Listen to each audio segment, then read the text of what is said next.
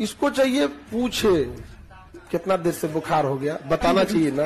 बताओ, थोड़ा भी ख्याल नहीं रखती क्या होगा इसका, छोड़ो एकदम, मतलब समझे।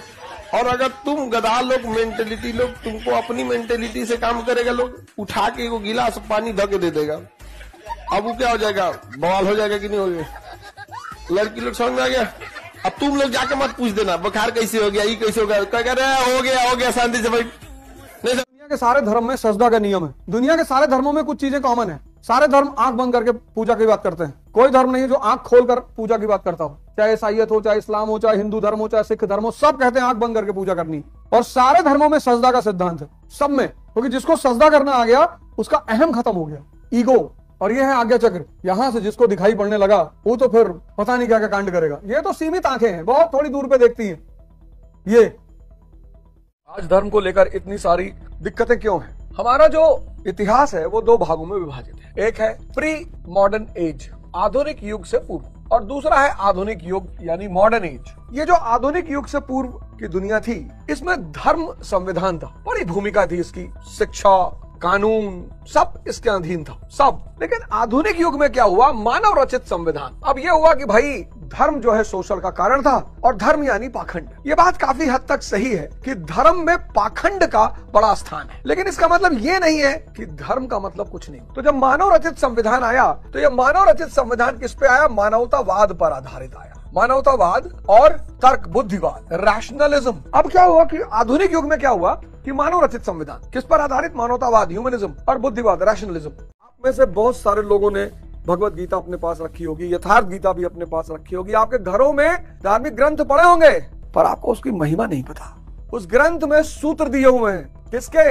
कन्वर्जन के। इंद्रियों से चेतना, सुख से आनंद, असतो मां सद्गमया, असत्य से सत्य की तरफ, तमसो मां ज्योतिर्गमया, अंधकार से ज्योति की तरफ। असत्य क्या है, इंद्रियों का जीवन असत्य है। अंधकार क्या है, इंद्रियों का जीवन अंधकार है। चाहे जितना भोग लो, प्यास बाकी है, तड़प बाकी है, वासना बाकी है। इन सारी किताबों में सूत्र, कुरान शरीफ में सूत्र, वेद में सूत्र, बाइबल में सूत्र, कुरान में सूत्र, आदि ग्रंथ में सूत्र, और आप घर में सजाए रखे हुए हैं। और सोचिए इस पूरी किताब में कितने बहुमूल्य हीरे छिपे हुए हैं। और देखिए समाज की क्या स्थिति हो गई है। जिंदगी में जब भी चीजें समझ में आ जाएं, समझ लो वहीं से तुम्हारी जिंदगी शुरू हुई। हम गोंडा में थे, हमें नहीं समझ में आती थी पढ़ाई, हम नहीं पढ़ते। और हमें पिता इतना प्यारा मिल गया था, उसने क्या करोगे पढ़ के। हमें लगता था क्या बात है यार। बाकी हमारे क्लास वाले मार खाते थे, हमें पिता ने कभी मारा ही नहीं।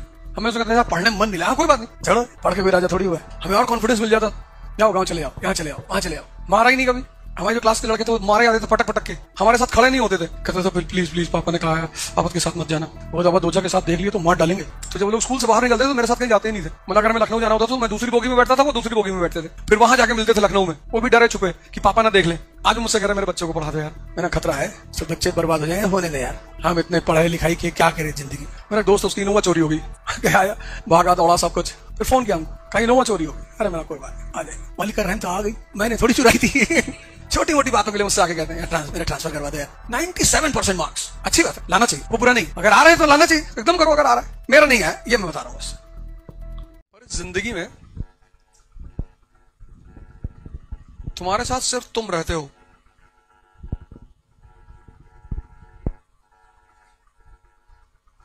तुमको बड़े सारे अभी लाइव चल रहा है ना यूट्यूब पे, देखो लाइफ मीन्स चैलेंजेस। जो 10% चैलेंज हैंडल करने की क्षमता रखता है वो चपरासी है। जो 20% चैलेंज हैंडल करने की क्षमता रखता है वो क्लर्क है। जो 40% चैलेंज हैंडल करने की क्षमता रखता है वो बाबू है, थोड़ा सा हायर वर्जन ऑफ क्लर्क। जो 50% चैलेंज लाइफ में हैंडल करने की क्षमता रखता है वो ऑफिसर है, आईएएस ही मान लो। जो 70% चैलेंज हैंडल करने की क्षमता रखता है वो पॉलिटिशियन है। और जो 100% चैलेंज हैंडल करने की क्षमता रखता है वो भगवान है। कि ले आओ चैलेंज, कहां है, ला रहे हैं भैया।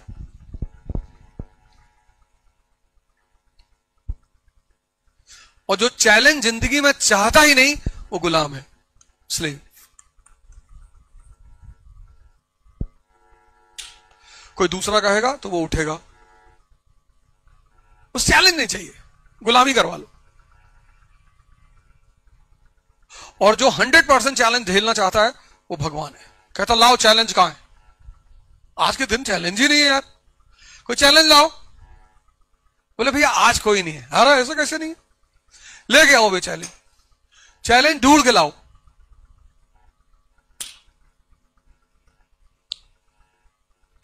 और तुम इससे भागना चाहते हो। तुम्हें ऐसे, एक मिनट, तुम्हें ऐसे ऐसे कॉन्सेप्ट बताए गए कि जिंदगी में खूब पैसा कमा लो, फिर एक अच्छा सा मकान फार्म हाउस बनवा लेना, फिर वहां पड़े रहना। अजगर हो बे, अजगर हो जो वहां जाके पड़े रहोगे। अरे कभी चले गए, 1-2 दिन रह आए, घूम आए। अब तुम आज डिसाइड कर लो कि तुम्हें कितना % चाहिए।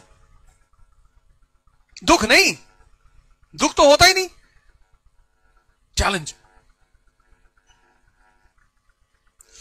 इसकी जिंदगी बड़ी मस्त है, सिर्फ 10% चैलेंज।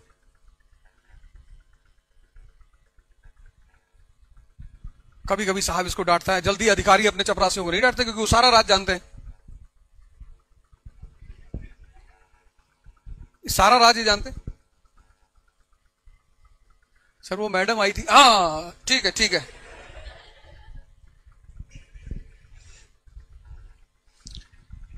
इनकी जिंदगी बड़ी मस्ती से कटती है। साहब जाते वक्त 1000-2000 दे ही देते, रख लो, keep it happy. Oh sir, cap वैप लगा के ऑफिस के बाहर बैठा रहता है ये आदमी।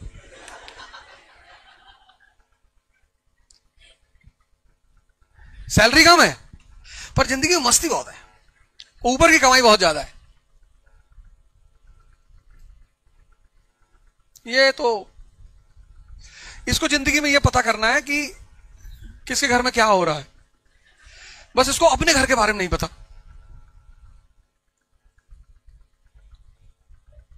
ये इसका थोड़ा सा अच्छा वर्जन है, ये तो शानदार वर्जन है, और इसके तो कहने ही क्या, लाजवाब, एक्सीलेंट है। और अगर तुम भगवान बन गए फिर तो, पर इससे भागो मत, इससे बिल्कुल मत भागो।